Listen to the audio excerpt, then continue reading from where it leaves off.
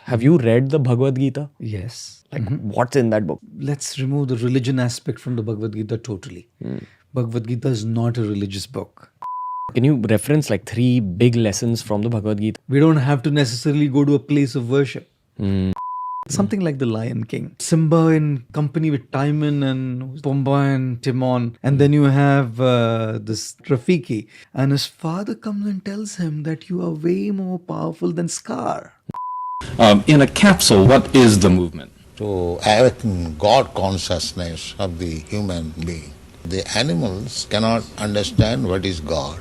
And if the human being also does not understand what is God, then he is enemy. So your movement is to bring about an understanding of God among human beings. Yes.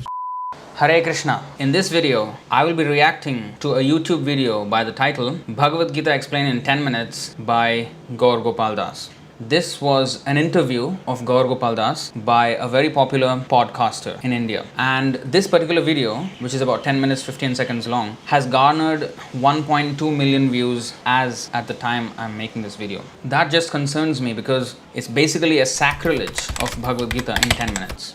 It's not that I'm picking on Gaur Gopal Das or something like that. Anybody who goes against the principles of the Bhagavad Gita, if it comes to our notice, we will get at them. How to determine whether what I'm saying is correct and what he's saying is wrong, or how to judge? How would Srila Prabhupada have answered them if the same questions were posed to him? Because everything we have to understand by Shastra, Sadhu and Guru. Without this, we cannot act whimsically. Spiritual life is not a free-for-all. We have to stay in the lane. We can't just, go on the opposite lane, and we can't do that. There is a standard, and we can't invent ways of preaching. We have to repeat what the spiritual master has said. And I'll read to you from this purport of Chaitanya Charitamrita. After receiving the spiritual master's mercy, one must repeat his instructions, and this is called Shravan Kirtan, hearing and chanting. One who has not listened carefully to the instructions of the spiritual master is unfit for chanting or for preaching the cult of devotional service. We must repeat. We cannot invent. Okay, with that in mind, Because I'm a podcaster, my job is to dive deep into people's minds. Sure. I just feel like you have too much perspective. And I am dead sure that that's a result of a lot of reading. I'm sure you've had spiritual learnings at the monastery.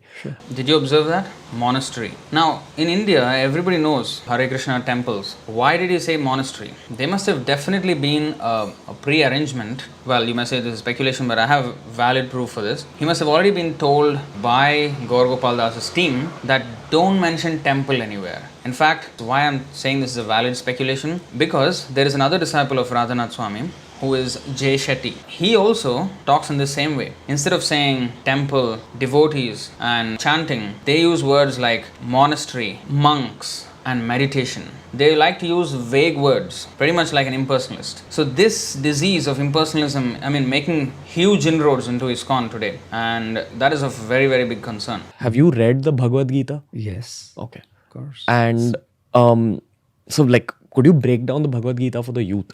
What's in that book? Why do people say that you open any page of it and you'll get your answer? Why do people say things like that? Now, that question on this kind of a platform where millions of people are going to watch this, for a preacher, that's the most enthusiastic moment. Preachers die for such opportunities. Sri Ramanujacharya, when he heard the mantra from his guru, Om Namo Narayanaya, immediately he went up a tall building tower and he announced, you chant this mantra, Om Namo Narayanaya, and you will go back, you will get moksha, you will go back to Vaikuntha. So everybody started chanting, Om Namo Narayanaya, Om Namo Narayanaya, hundreds and thousands of people. So when there is a chance, the devotee will, just like Ramanujacharya went up to the tower, a high platform, not for his own personal fame, but to broadcast the message to everybody. This interview is a perfect stage. And this question coming from this podcaster who is very famous in India, if the answer is proper, millions of people can be benefited, right? But you see what happens. I think the first thing to know is let's remove the religion aspect from the Bhagavad Gita totally. Bhagavad Gita is not a religious book. Hang on. What? How can he say something like this? If Prabhupada hears this, he will say, nonsense, rascal. He will say this. Krishna says in the 4th chapter, dharma samsthapanarthaya sambhavami yuge yuge yada yada hi dharmasya glanir bhavati bharata abhyuthanam adharmasya tadatmanam srijamyaham. Whenever there is a decline in religious system, religious practice, I advent myself to re-establish the principles of religion. Millennium after millennium I come and I send acharyas, my devotees, and I leave behind scriptures like the Bhagavad Gita, personally spoken by God. Srimad Bhagavatam defines religion as dharmam tu sakshat bhagavat pranitam. Dharma, religion means the instructions given by God. Now, Bhagavad Gita is spoken by Krishna. Gita means song. Bhagavat means of God, song of God. Because Krishna, when he spoke, it was so nice to hear the sound of it and the meaning of it that it was called a song.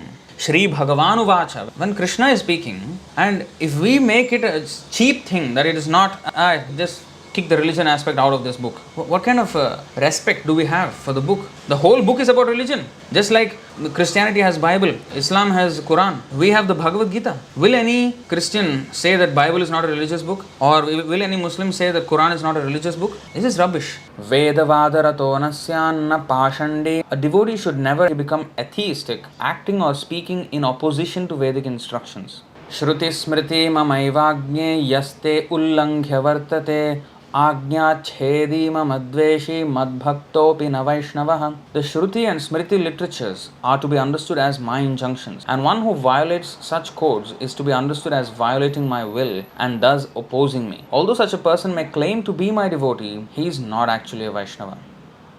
It is a book which gives you the way to live. Now, what is the way to live? That's precisely religion.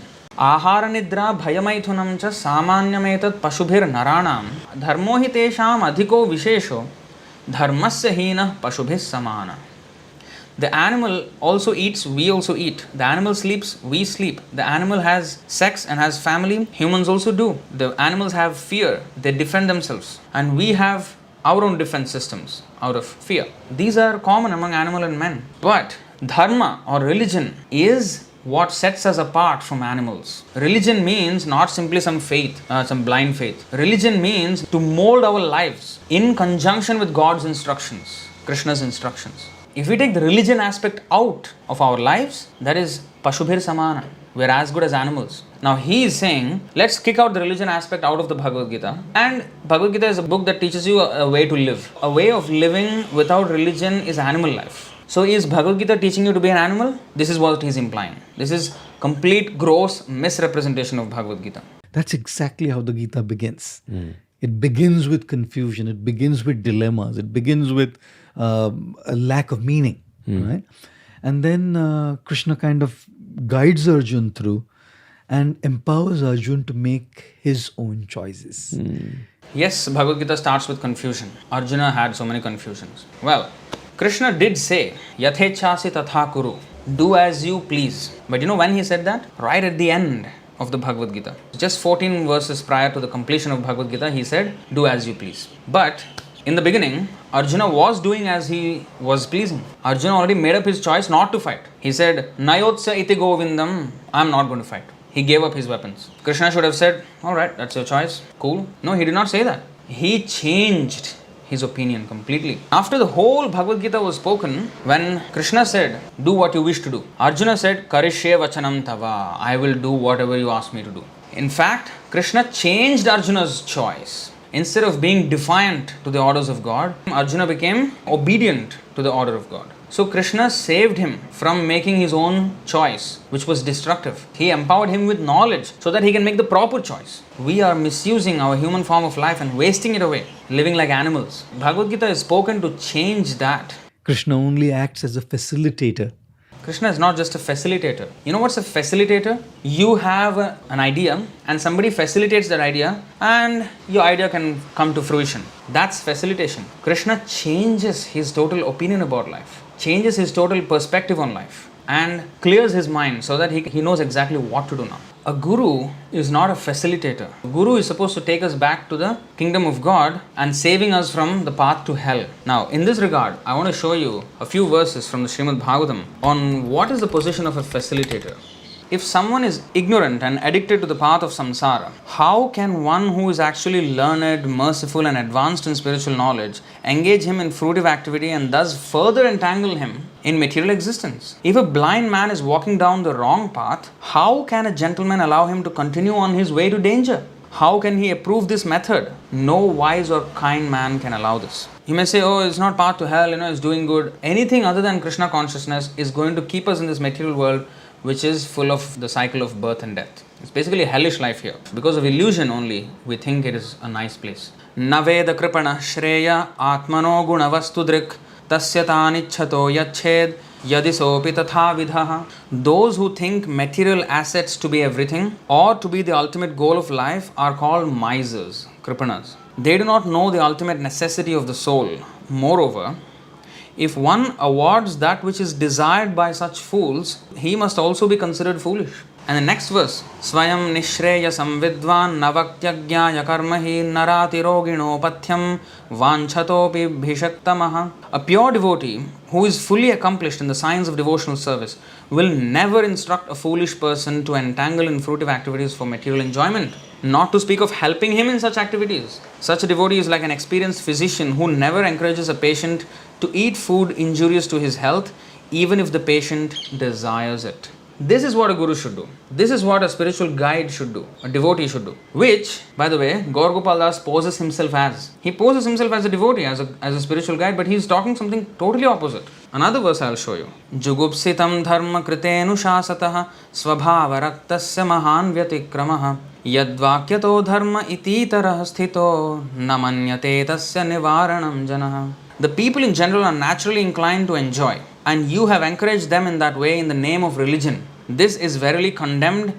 and is quite unreasonable. Because they are guided under your instructions, they will accept such activities in the name of religion and will hardly care for prohibitions. It's exactly suitable for Gaur Gopal Das. In the purport, Srila Prabhupada mentions, this compromising spirit of Vyasadeva is directly condemned by Narada, who advises him to directly proclaim that the prime necessity of human life is to realize one's eternal relation with the Lord and thus surrender unto Him without delay. Krishna only acts as a facilitator, right? And empowers Arjuna to understand that he is way too more powerful than the people he's going to face in the battle.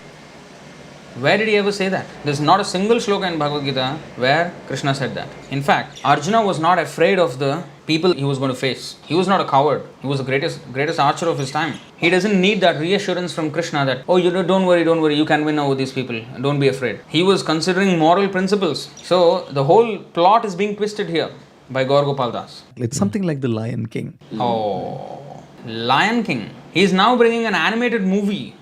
Let's take the religion aspect out. Let's bring the animated movie aspect in. Why there is a need to explain Bhagavad Gita with reference to Lion King? Some fanatical followers of Gaur Gopal Das are going to say that, oh, this is genius of Gaur Gopal Das, that is bringing a concept that is relatable to people and explaining a concept which is not so easily understood. No.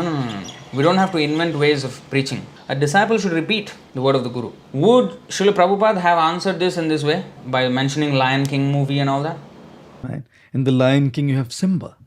But Simba in company with Timon and who's the other fellow? Timon and Pumbaa. Pumbaa and Timon, kind of starts identifying himself to be like one of them. And then you have this Rafiki coming to remind him and calls for his father, and his father comes and tells him that you are way more powerful than Scar. He has mentioned all these names of these movies' characters, but he hesitates a million times before he can say the word Krishna. Every young man and lady needs to understand that they are way more powerful than what they are going through at the moment. This is not the message of Bhagavad Gita. It's not about being way more powerful, just pepping up the ego, and then Bhagavad Gita teaches us how, first of all, who we are. We are part and parcel of God. We are not this body. And then what to do, how to re-establish that relationship with God which we have lost. So that's the whole point. See, I have not watched Lion King, but from what little is shown in this video, I can understand that this so-called monkey or something, the Rafiki or some character, he is comparing Krishna to that monkey facilitator. I mean, come on, there has to be some limit. By wearing devotional clothing and speaking like this, totally unacceptable, absolutely unacceptable. Their confusions are smaller than them. Their challenges are smaller than them. Their problems are smaller than them. Their heartbreaks, as painful as they are, but are still smaller than them. Heartbreaks. He's trying to be a relationship coach here. Is that the work of a sadhu? Whether it will be heartbreak or heart make, it is going to be failure. Every relationship in this material world is going to be a failure. because it will end in the course of time. So our real relationship, our real eternal relationship, Sanatana Dharma, is that with God, Krishna. And we have to re-establish that relationship with Krishna. That relationship is what a sadhu must talk about. Not these heartbreaks, boy and girl, lusty relationships of this material world. We can't use Bhagavad Gita to make some adjustments into our lusty affairs in this material world. It's not a book to facilitate our lust. It's a book to remove our lust. In fact, Krishna says, Kamayesha Krodhayesha Rajoguna Samudbhava Mahashano Mahapapma Vidhyenam Iha Vairinam. Lust is our greatest enemy. Kick it out of your heart. And they have the capacity to overcome those pains that they're going through. So I think that's precisely where books like the Gita help a lot. Books like the Gita? That means, is there another book like the Gita? He's actually mentioning some motivational books. He's like equating them. Shankaracharya in his Gita Mahatmya, he said, Ekam Shastram Devaki Putra Gitam. One book is enough to solve all the problems of the world, and that is the Bhagavad Gita. And in the Bhagavatam also it is said, Srimad Bhagavatam Mahamuni Krite Kim Va Parairishvaraha. Where is the need of any other book than the Bhagavatam? So the Bhagavad Gita and the Bhagavatam, they have the complete solution of all problems. There is no need of any other book. You know the story where Sutapa and Prishni, one couple in the bygone ages, they did great tapasya to satisfy Lord Vishnu. And after that, Lord Vishnu was pleased with them and he came before them. He asked them, what do you want? They said, we want a son like you. Then he said, there is no one like me, I will become your son. Similarly, there is no book like the Gita. Gita is the book and Bhagavatam is the book. The topmost books. You can't say books like the Gita. Totally undermining the sanctity of Bhagavad Gita.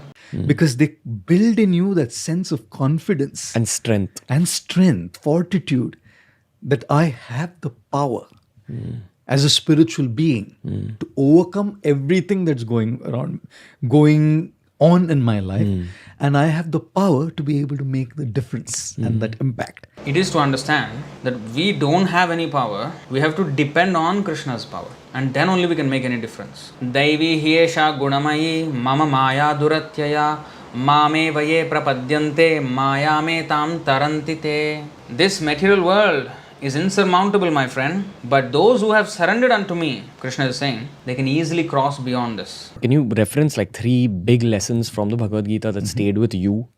I really have to appreciate the questions that he's putting as a podcaster. It's the answers that have spoiled everything in this interview. What are the 3 key takeaways from Bhagavad Gita? Basically, we have to understand who we are, who God is, and what is the process to revive our relationship with Krishna. I mean, anything on these lines, anything on this path is alright. So he could have touched upon any of these points, or any of the points in Bhagavad Gita, but you see what he replies. He takes things totally out of context and mentions them as if they are some big lessons of Bhagavad Gita.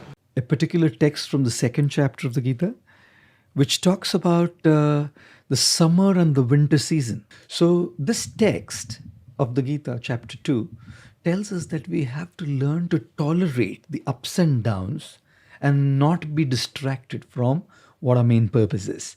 But what is the aim of life, first of all? That has to be defined first. Without that definition, what is the point of talking about tolerance and all that? I mean, he just wants to facilitate whatever people want to do with their lives. The aim of human life is to end our miserable cycle of birth and death and live with Krishna eternally, never to come back again in this material world. That is the aim of life, and in the process of cultivating that, we have to tolerate all kinds of onslaughts. That's the point here. It makes no sense to talk about tolerance without defining the aim first. In fact, that verse he's talking about is the 2nd chapter, 14th verse. And prior to that verse is Dehinosmin yatha dehe. The definition of the soul, who we are, is the first thing that is mentioned. He should have quoted that verse first. See, he always beats around the bush from the main teachings of Bhagavad Gita and then goes into some tangent. The second thing that I really kind of resonate with in the Gita. Hello. This language, the second thing that resonates with me, that means the Bhagavad Gita has to resonate to your frequency. Is that what we learn from Bhagavad Gita? Oh, let me pick and choose these things that resonates with me because I'm on the same frequency. Other things that I don't resonate with. Is that what he's implying? It sounds like he's implying like that. So if we take like that from Bhagavad Gita, take this part, oh, this resonates with me, that resonates with me, that is not a disciple at all. That's not a proper student of Bhagavad Gita. Proper student of Bhagavad Gita is exemplified by Arjuna himself. Sarvameta manye yanmam vadasi keshava. Whatever you have said, Krishna, I will accept as truth. That means we have to resonate with everything that Bhagavad Gita says. That is the position we have to come to. And finally, in the end of the Bhagavad Gita, he said, Karishye vachanam tava. When Krishna said, do what you wish to do. No. Arjuna said, I want to do what you asked me to do. Is a verse from the 6th chapter which talks about the mind being a friend or an enemy. बन्धुरात्मात्मनस्त्स्य येनात्मैवात्मनाजितः अनात्मनस्तु शत्रुत्वे वर्तेतात्मैव शत्रुवत्. For him who has conquered the mind is the best of friends. But for one who has failed to do so, his mind will remain his greatest enemy. Now he is referring to this verse, but you see how he is explaining it. It depends on how you deal with the mind. Okay. Right? If you befriend your mind, the mind will become your friend and will empower you to do what you want to do. When we want to do what we want to do, then our mind is actually our enemy. When we decide that we only want to do what Krishna wants us to do, then the mind becomes our friend, my dear friend. We wanted to do so many things, and that's why we are taking life after life. Man proposes, God disposes. So we have been wanting our way all the way. That means our mind is our enemy. To control the mind means to become surrendered to Krishna and to become favorable to Krishna. When we give up completely the idea of sense gratification, then only the mind will become our friend. But if you don't deal with it rightly, then the mind will become your enemy and will lead to your downfall. I'll give you an example, very relevant to the youth. Right? Now he gives an example, completely out of context. For example, you want to get up early in the morning to go for a jog or for a workout because you know you want to be fit. We have to do Mangalarati. We have to chant Hare Krishna. This is what we need to do. But people are doing so many things. We have to correct that by giving them the proper lifestyle. A guru gives proper lifestyle. Not that he facilitates the already rotten lifestyle of the so-called disciple. You set up the alarm clock to wake up early in the morning, like 5, 6, whatever. And when the alarm goes, what's the mind saying? The first thing. You slept late last night, take it easy. Or maybe we can do it beginning tomorrow. Or maybe this is not the right thing for you to do. The mind's constantly playing games, right? Now, if you have a mind which is constantly giving these kind of reasons, you're not going to wake up. But if I actually wake up at that time and go for the jog, I'm telling you, the mind is still an enemy. Our mind is our enemy until we have become completely Krishna conscious. On the other hand, if you learn to train your mind using the proper intellectual process, right, proper spiritual process, your mind can be your greatest asset and your friend. Proper intellectual process, proper spiritual process. What is the process? Nobody knows what's the process. Sir, how does the processor work? The processor works according to the process. The process of processor is the processing of process. When a process comes into the processor processes the process and sends according to the process. So this process of processing, the process is done by the processor. This is the main function of the process of the process. Why don't you define it? Why don't you define the things that you're supposed to do? It's just making a whole hodgepodge vague nonsense out of the sacred Bhagavad Gita. This is a complete sacrilege. What is the intellectual process, spiritual process? What is the process? Can you detail the process? Can you dare to say that we have a japamala and we chant Hare Krishna, Krishna Krishna, Hare Hare, Hare Ram, Ram Ram, Hare Hare?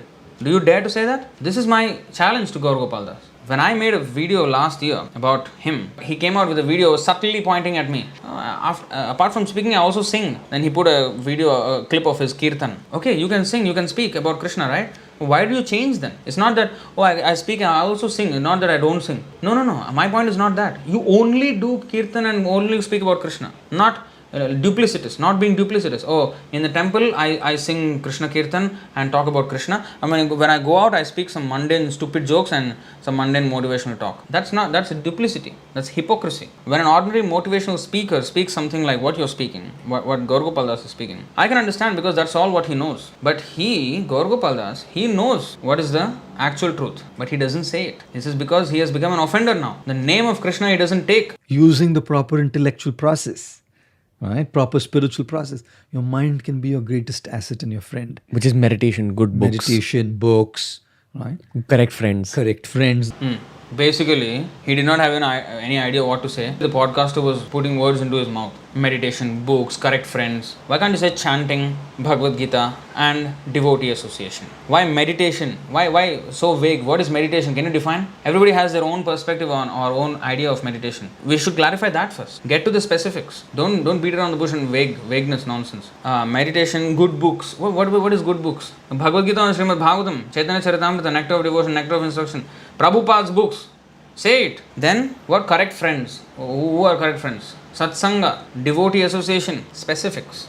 Anything other than that is not correct association. Anything other than Bhagavad Gita and Bhagavatam is not good books. Anything other than chanting is not correct meditation in Kali Yuga. Harer Nama, Harer Nama, Harer Nama eva kevalam kalo nasteva nasteva nasteva gatiranyatha.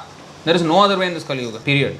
So that's the second thing that really kind of resonates with me. Resonates with me? Boom. Resonates with me. And the third thing from the Gita that connects to me a lot is nobody gives a damn whether it connects to you or not. We have to connect to the message. If something doesn't connect to me, the problem is not with that message of Bhagavad Gita, it's with me. how do we start looking at the presence of divinity? Divinity. Now he has introduced another word, divinity. It's a very comfortable way of saying God without saying God, without mentioning Krishna, without mentioning anything. Divinity. Keep it as vague as possible and don't help anyone. Basically, you are allowing people to imagine whatever idea they have about divinity. You are facilitating their whimsical imaginations. This is what Gaur Gopal Das is doing here. This is very, very misleading, very offensive, very sacrilegious. We don't have to necessarily go to a place of worship. Oh, we have to address this. Now, then if there is no need of going to place of worship, then did Srila Prabhupada waste his time building temples and purchasing temples all in India and abroad? 108 temples he built. So did Srila Prabhupada waste his time doing this? Is Gaur Gopal Das implying this? Well, it seems so, because it's not necessary to go to the temple. It's like saying, you don't have to go to a cricket club to become a good cricketer. How foolish it sounds. I mean, it doesn't even have common logic there, common sense logic. So temple is not a place where you just, take darshan and go out. But temple is a place where you learn from the devotees how to become a devotee of Krishna. So how can he say that there is no necessity of a place of worship? There is a stage where without going to the temple and anywhere, even in hell, the devotee is constantly thinking of Krishna. There is a stage like that, I don't deny. But it's not for the neophyte. It's for the advanced transcendentalist, the Paramahamsa, Uttama Adhikari devotee, the topmost grade of devotees. They can do that. For every other person who's a neophyte, he has to go to the temple and he has to engage in deity worship, engage in chanting, engaging and associating with devotees, engaging in hearing from the devotees and chanting with them, not only the holy name in japa and kirtan, but also he has to speak the philosophy of Krishna. That is also called kirtan. He has to engage in Shravan Kirtan process. Srila Prabhupada says that going to a temple means to engage in Shravan Kirtan process. It is said, Krishna Bhakti Janma Mula Hoy Sadhu Sangha, Krishna Prema Janme Teho Punah Mukhya Anga. The root cause of devotional service to Lord Krishna is association with advanced devotees. Even when one's dormant love for Krishna awakens, association with devotees is still most essential. So how can he say that you don't have to go to a place of worship? I mean, better he just give up his so-called pretense of wearing this, tilak and garb and all these things. If he says there's no need to go to a place of worship, then there's no need to wear like a devotee also. I mean, what right does he have to speak about Bhagavad Gita like this? I mean, if he continues speaking like this, by Krishna's arrangement, something will happen. Before that happens, I want to forewarn him and his followers that this is a very dangerous path they are treading.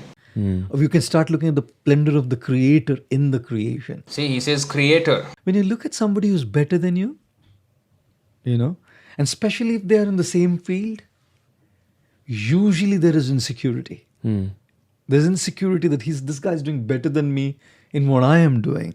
Or there is envy, jealousy. Sometimes it goes to the extent of sabotaging that other person's work as well. And he will say that I am sabotaging his work. Well, he is sabotaging the message of Bhagavad Gita. The video has been up for about 10 months or so, 11 months as I am recording this. I mean, ISKCON has not taken it down or, they have not corrected him. Nothing. Somebody has to do it, right? When you start looking at divinity in creation, you start looking at how divinity has empowered somebody to do something in a special way. That person has been gifted by higher powers, right? And to sabotage that person's work or to be envious about that person or to feel insecure means actually insulting somebody who's given that gift to him. You see, he mentions divinity, somebody, creator, but he doesn't mention Krishna. There is a very, very nice explanation in the Chaitanya Charitamrita on why would a person do that. Sri Chaitanya Mahaprabhu replied, the Mayavadi impersonalists are great offenders unto Lord Krishna. Therefore, they simply utter the words Brahman, Atma and Chaitanya. Like divinity, creator, somebody, all these things. They will mention the Supreme Power as some using some vague words. Because they are offenders unto Krishna, the Supreme Personality of Godhead who is identical with His holy name, the holy name Krishna does not manifest in their mouths. Krishna does not want to come into his mouth while he is so-called speaking. Krishna and his name are non-different. He does not want to come into the mouth of such a person who is an offender. By the desire of Krishna, he cannot speak the word Krishna because he is not wanting to be a devotee. This is the real reason. Not having perfect knowledge of Krishna, such impersonalists certainly commit offenses at his lotus feet. Therefore, they do not utter Krishna, the original name of the absolute truth. In their impersonal way, they utter the name of impersonal Brahman, spirit soul. In other words, they indulge in indirect indications of the absolute truth. Not being able to appreciate the holy name of the Lord, they simply utter indirect names like Brahman, Atma and Chaitanya. Or in this case, divinity, creator and somebody. And in fact, later on in the video, he uses another word, X factor. He is comfortable in using all these indirect words. But Krishna word doesn't come out of his mouth. This is his biggest problem. But if I look at that person and derive inspiration from that person, I can seek that inspiration to follow my aspiration. Rubbish. Seek that inspiration to follow my aspiration. What is my aspiration? Again, it's my wild desires. This is not the message of Bhagavad Gita. Very often I see people who do remarkable stuff. It's not them. You can see straight away. There's something beyond them that's kind of making them do it. Whether it's acting, speaking, singing, something. There's an element which is not necessarily effort. Not their effort. You know? X factor. X factor. X factor. I don't blame the podcaster because, he doesn't know. But he should know. But he is more than glad. Oh, that was a good word. Okay. I will add that to my dictionary. His expression was like that basically. There's something, some element. What is that? Just say Krishna. Krishna says, Paurusham Nirushu, I am the ability in man. If anybody has any abilities, extra special abilities, then that means it is Krishna. But the word Krishna doesn't come out. My absolute favorite verse from the Bible is Philippians 4:13. I've actually got a tattoo about Philippians 4:13. You see, the podcaster has no qualms in mentioning Bible and the verse of the Bible and he tattooing it on his body. He is more free in expressing his religious, he asked the question, break down the Bhagavad Gita. What are the 3 takeaways of Bhagavad Gita? Here I have a verse from the Bible. He is speaking more about religion than Gaur Gopal Das. What an irony. And here he's wearing like a monk, like a brahmachari. What does he use? What does he use? And in this particular purport of Chaitanya Charitamrita, Srila Prabhupada states, the word Jiva Himsa, envy of other living entities, actually means stopping the preaching of Krishna consciousness. Preaching work is described as paropakara, welfare activity for others. Those who are ignorant of the benefits of devotional service must be educated by preaching. If one stops preaching and simply sits down in a solitary place, he is engaging in material activity. If one desires to make a compromise with the Mayavadis, he is also engaged in material activity. A devotee should never make compromises with non-devotees. By acting as a professional guru, mystic yogi, or miracle man, one may cheat and bluff the general public and gain fame as a wonderful mystic, but all this is considered to be dust, straw, and grains of sand within the heart. And the verse says, I can do all things through him who gives me strength. Yeah. So that kind of resonates with that same idea that any kind of creative process is not entirely yours. You are just a channel. As I was editing this, I thought I would just add a point here. Yes, every creative process is gifted by God, gifted by Krishna. That's for sure. But the best use of such God-gifted talents is to glorify Him. And therefore Krishna says in the Bhagavad Gita, Yat karoshi tat kurushva madarpanam. Whatever you do it as an offering unto me. And also the Srimad Bhagavatam says, Idam hi pumsas tapasas shrutasya va svishtasya suktasya cha buddhi dattayoh avichyutortha kabibhir nirupito yaduttama shloka gunanuvarnanam. Learned circles have positively concluded that the infallible purpose of the advancement of knowledge, namely austerities, study of the Vedas, sacrifice, chanting of hymns and charity, or basically any process, any talent that you have, the infallible purpose of such advancement of knowledge or culture or talent or creative processes culminates in the transcendental descriptions of the Lord who is defined in choice poetry. We have to glorify the Lord with our talents. That is proper use of the talent. If we use God-gifted talents for our sense gratification, that will become a cause of our bondage. Yajnarthat karmanonyatra lokoyam karma bandhana. If we don't work for Vishnu, every other work traps us in bondage. So to wrap up, basically this was not Bhagavad Gita explained in 10 minutes, but Bhagavad Gita misrepresented in 10 minutes. Again, nothing against the podcaster. He's just an innocent man asking good questions in fact, but it is Gaur Gopal Das's absolute sacrilege, absolute offensive presentation of the Bhagavad Gita. If you really want to know Bhagavad Gita as it is, unadulterated by His Divine Grace A.C. Bhaktivedanta Swami Prabhupada, then I have created an incredible resource for you. It is this link, bit.ly/bg-resources. However you choose to consume the sacred knowledge of Bhagavad Gita, I have got you covered. You can choose to read it online, or you can download it as an ebook or Kindle, or even a dedicated mobile app, even as a PDF. If you fancy a physical book, yes, you can purchase it online and you get it delivered to your door. If you are the person who would like to listen to audiobook, yes, I have got you covered. Plus, I have given you links where you can listen to Srila Prabhupada's lectures along with their transcripts. And finally, in this resource, you will find links to lectures by ISKM devotees, YouTube, Facebook, and podcast, and all this strictly in line with Srila Prabhupada's teachings. So you can get all of this at this link, bit.ly/bg-resources. Bookmark that. You will find this link in the description and in the pinned comment below. Apart from this, I have included a link in which you will find 3 of Srila Prabhupada's interviews, so that you can see how Srila Prabhupada answers these interview questions like the ones I just reviewed. I promise you, you will get actual spiritual knowledge from these interviews. And also, you will learn how to present Krishna consciousness to the general public. If you have gotten some value from this video, hit the like button and share it with your friends. We need to reach as many people as possible with the truth of the matter. If you haven't subscribed already, you should consider, because this channel is dedicated to the truth, the absolute truth. I'll see you in the next one. Hare Krishna. Jai Srila Prabhupada.